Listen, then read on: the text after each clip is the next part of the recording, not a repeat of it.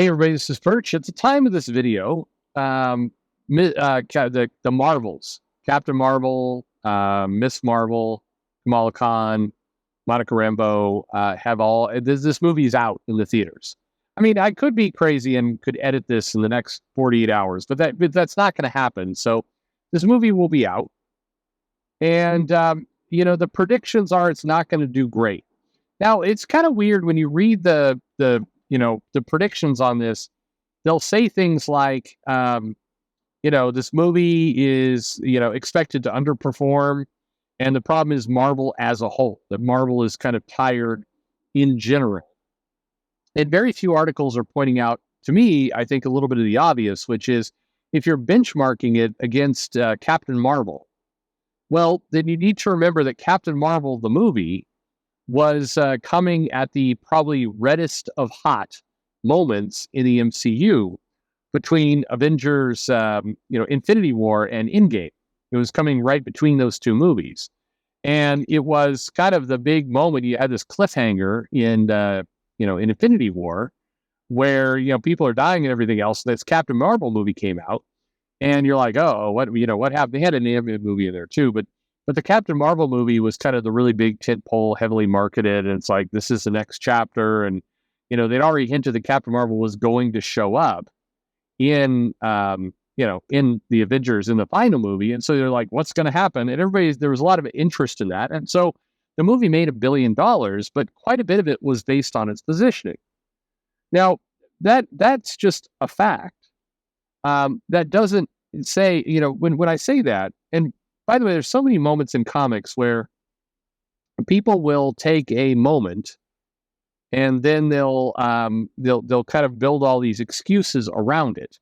And so whether you like the movie or hated the movie, or you love Brie Larson or hate Brie Larson, or you did like all the rest of that stuff, notwithstanding, the fact that Captain Marvel was really kind of hinged on these moments is pretty big. Pretty big for the movie, and it showed in the box office. By the way, I do not buy into the theory, and I've said this before in the air, that like Disney was secretly buying up thousands of seats. A couple people, and literally it was a couple people, have this anecdote of the movie showed sold out, and then when I went to the theater, it wasn't a sold out theater.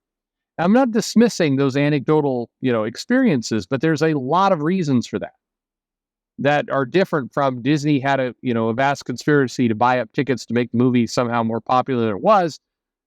To be clear, that is illegal. Disney is a publicly traded company. I'm not saying the publicly traded companies don't do illegal shit, but that would be a pretty big, that would be bad. And there's been other, if I dare say, woker, air quotes, films that Disney has done that more or less bombed at the box office. So either, they clearly are not still doing this strategy. Well, Perch, you see, they've lost money in the theme park. Okay, just stop. At some point, just stop. Okay, the simplest answer is a correct one, which was you had these mega, super popular movies in the MCU, and Captain Marvel was sandwiched between them with the promise that it was going to tease what was going to happen in those movies, and the end credits did. And, it made a lot of money. Shocking result. Okay. Anyway, the Marvels movie is coming out, and it's expected to underperform. And the main reason it's going to underperform is that the marketing has been kind of confusing and terrible. The character they've been promoting almost more than anyone else has been Kamala Khan. She had a Disney Plus series that didn't do terribly well, and it didn't have a lot of attention. And so it just feels, and it looks like Freaky Friday, but with superpowers. And so that's not a great value proposition. Like you could take, really popular members of the MCU. You could have like Robert Downey, back before he retired, we did Robert Downey Jr. and Chris Hemsworth and Chris Evans are all switching bodies and in this crazy, wacky Marvel movie. It's not going to make as much as Civil War. Just by its nature. I don't think that's a controversial statement. It's just look at the property. Anyway, that's what we're heading towards. So by the time you're listening to this video, we will all know box office results will be in.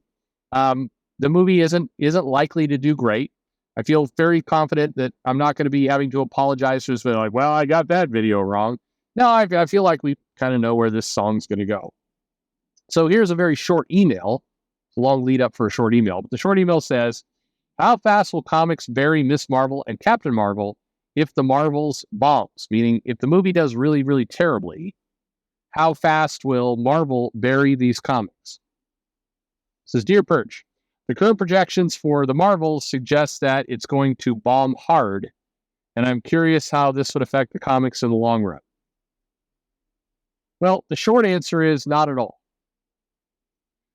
It is unlikely that Marvel is going to change any strategies based on Captain Marvel and Miss Marvel based on the results of the movie, which sounds weird when you think that the comics are, tethering themselves very closely to the movies.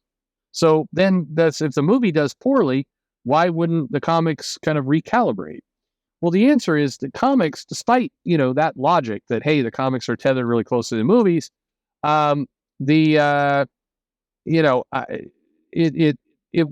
not going to matter. The comics are not as tethered to the movies as it seems. Yes, they do promote things when it benefits them and when it's convenient for them, but when it's not, they just kind of ignore it. There's no reason why we've got the Captain America of the railways, homeless Captain America, appearing in, all these books. It's appearing in the books because some of the writers of these, comics really want to have homeless gay Captain America running around. And that's just the character they want to use. And so the fact that there's no, characters showing up in the movies or the shows like this doesn't change the fact that this character keeps popping up in comics for no apparent reason. That's going to continue. I think Miss Marvel, they're going to now tether into the X-Men. In the MCU series that she's a mutant. Okay, fine. And this is just what they're going to go with. The reality is, when the comic, as you've heard me say this in other videos, the comics is rapidly becoming a niche business. And when it's a niche business, it means you kind of get to pick and choose when you want to kind of adapt and align to your kind of corporate overlord. And that's what's happening. Marvel is not, right now, Kevin Feige is not showing up in the Marvel publishing office going, you better make these comics look like the movies. Nobody is doing that. Now, maybe that happens in the future. And to date, a lot of people have said, that would be a nightmare if that ever happened to the comics. And it probably would. But in all honesty, I think living this other kind of half-life is also a pretty big nightmare. So I don't know that anything changes. But the reality is, we got a Captain Marvel series. The first issue was kind of shitty. I don't know, maybe the future issues get better. Who knows, right? The challenge with Captain Marvel as a comic is that the Marvel Comics really kind of feels compelled to push this as a major character. Whereas if they just hired a writer to come out of Captain Marvel and be like, you know what, we're going to have this character kind of in a corner of the Marvel universe trying to kind of fight villains and everything else and fighting for her life and trying to make it work. And we didn't feel the need where in every comic we've got to have Captain Marvel show up and go, I'm a leader and I'm great and I'm running the Avengers and I'm super. Nobody cares about that. Nobody cares about that but the writers, the comic readers, including even, by the way, the ones who like Captain Marvel as a character. They don't want that in the stories. They want Captain Marvel out there kicking ass. They don't want Captain Marvel talking about how great she is at kicking ass. They want to see her kicking ass. The same thing goes for Kamala Khan, by the way. Nobody wants to see comics where everybody's like, Kamala Khan is the future of all of us. She's the most inspirational character. I love how inspirational she is. They want to see Kamala Khan when G. Willow Wilson was writing that series very effectively, talking about how great she was as a character. That's what they want. That's what people desire. So if you're not doing that, I don't know what you're doing. In general, yeah, we're going to continue to see Kamala Khan comics. We're going to see Captain Marvel. This movie isn't going to do well, but everybody's going to kind of say, well, yeah, unfortunately, they're going to tell the truth. They're like, well, this movie was never going to do well because it's fucking Freaky Friday with superheroes, and we haven't really built any of these characters up. Captain Marvel showed up for a blink of an eye in the Avengers movie, and then she had her own movie, which was kind of set in the past, and we really haven't seen this character do much of anything in the MCU. And it's kind of unclear. Is this the main character? Is this character just show up every now and then? Like, what is this? You know, the reality is, as much as a lot of YouTube channels have gotten all pissed off about Brie Larson and Captain Marvel and everything else, Captain Marvel has nearly as much impact in the Marvel Universe. In fact, if you're just going by screen time, she has less than Moon Knight. The Moon Knight series, which was on Disney Plus, hell, I'll give you one better. There's more screen time for She-Hulk than Captain Marvel in the MCU. This is true. Captain Marvel had a movie, 2 hours, and she had a couple of, a small handful of appearances measuring less than 12 minutes of screen time in the Avengers movie. That's all she's had. Meanwhile, She-Hulk has had several episodes and has twerked all over the place.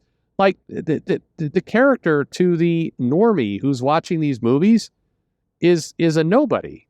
Monica Rambeau showed up in the Scarlet Witch, Disney Plus series, WandaVision, as kind of a supporting character, got some powers somehow through kind of magical whatever the hell. And then she appeared as a multiversal alternate in Doctor Strange, and that's it. And then Kamala Khan had a Disney Plus series. In a weird way, Kamala Khan has had the most screen time of any of the characters in that movie. Contemplate that.